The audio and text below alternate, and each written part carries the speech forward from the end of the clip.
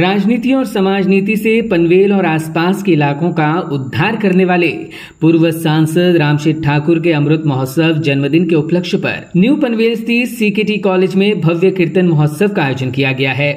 3 दिनों तक चलने वाले इस भव्य कीर्तन महोत्सव का आज से प्रारंभ हुआ, जहां महाराष्ट्र के तमाम हिस्सों से आए कीर्तनकारों ने यहां हरिनाम के गजल के साथ कीर्तनों की प्रस्तुति देकर पूरा माहौल अध्यात्म में परावर्तित कर दिया।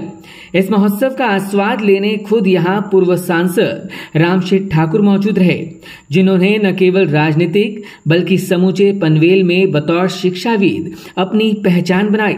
उन्होंने अपने जीवन में अनेक विद्यालयों की स्थापना की है। संपूर्ण जीवन में धर्म और कर्म के प्रति समर्पित रहने वाले रामशेठ ठाकुर के जन्मदिन के उपलक्ष्य में भजन संध्या का आयोजन इसलिए किया गया है ताकि वह इसी तरह आगे भी लोगों की सेवा कर सके और पनवेल के लोग इस अवसर पर भक्तिमय माहौल का आनंद उठा सके। इस तरह के कार्यक्रमों से समाज में एक नई ऊर्जा का निर्माण होता है और समाज में शांति स्थापित करने में मदद मिलती है। रामशेठ ठाकूर आज आपल्या सर्वांच्या मध्ये आनंदानं घोषित करतोय की मी 74 वर्ष संपूर्ण 75 वर्षात पदार्पण करत असताना अमृत महोत्सव इथं आमच्या सर्व पनवेलवासियांकडनं पुरणवासियांकडनं साजरा केला जात आहे।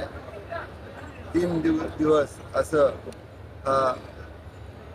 महाराष्ट्रातील विशेष करून पनवेल पुरणमधील आणि रायगड जिल्ह्यातील आमच्या सर्व साधू संतांच्या मार्फत अतिशय चांगलं भावपूर्ण असा सत्कार होत आहे। महाराजांचा सत्कार करणार आहोत, येणाऱ्या प्रत्येक अतिथींचा सत्कार करणार आहोत। त्या दिवसानं आज जो पहिला दिवस आहे, त्या पहिल्या दिवशी हबप उमेश महाराज नक्षत्र परभणी यांचं सुसाव्य असं कीर्तन होणार आहे।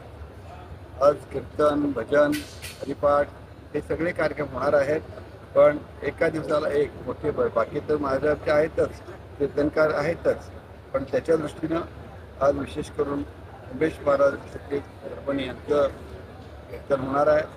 तर उद्या पुन्हा ह्याच वेळेला आपल्याला इथं ते ॲडव्होकेट जयवंत महाराज बोधले यांचं कीर्तन होणार आहे। उद्याही पण हरिपाठ आणि बाकी भजन वगैरे सर्व होणार आहे। आणि परवाच्या दिवशी विश्वनाथ महाराज वारिंगे, तर अशा पद्धतीनं त्यांचं सुष्ठाव्य असं कीर्तन इथं आपल्याला पाहायला मिळणार आहे।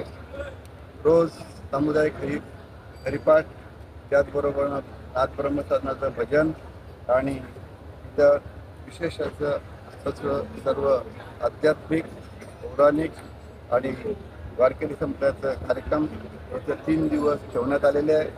दुपारी 2 वाजता हे रोज कार्यक्रम सुरू होतात आणि रात्री 9, 9:30 पर्यंत चालणार आहे। अशा पद्धतीने आपण पाहायला गेलो तर प्रगच्छ असं एक कीर्तनाचा, अध्यात्माचा कार्यक्रम इथं साजरा होत आहे। मी माझं भाग्य समजतो की माझ्या वाढदिवसाच्या निमित्तानं अमृत वर्षानं हे सर्व वारकरी मंडळ आणि प्रसिद्ध असे कीर्तनकार, भजनकार येत आहेत आणि आपल्या वाढदिवसामध्ये साजरे होत आहेत। आपण सर्व पत्रकार आणि वृत्तवाहिन्या यांनी त्याला चांगलं दिलेलं आहे। Bureau report EW network.